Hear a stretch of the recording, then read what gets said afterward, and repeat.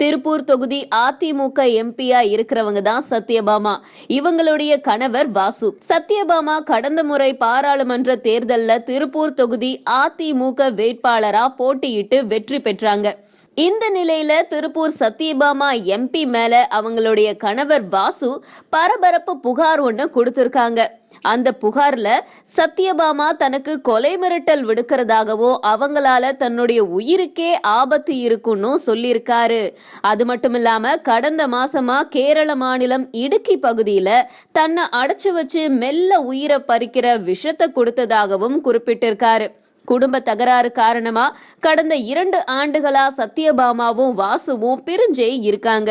2 பேருக்கும் இடையே நடந்த செல்போன் பேச்சு வேற சில நாட்களுக்கு முன்னாடி வாட்ஸ்அப்ல பரவி இருக்கு. இந்த உரையாடல் வெளியானதுக்கு அப்புறம் தான் வாசு இப்போ சத்யபாமா மேல புகார் கொடுத்திருக்காரு. தன்னுடைய உயிருக்கு ஏதேனும் ஆபத்து வந்துச்சு அப்படின்னா அதுக்கு காரணம் எம்பி சத்யபாமா தான் அப்படின்னு குறிப்பிட்டிருக்காரு.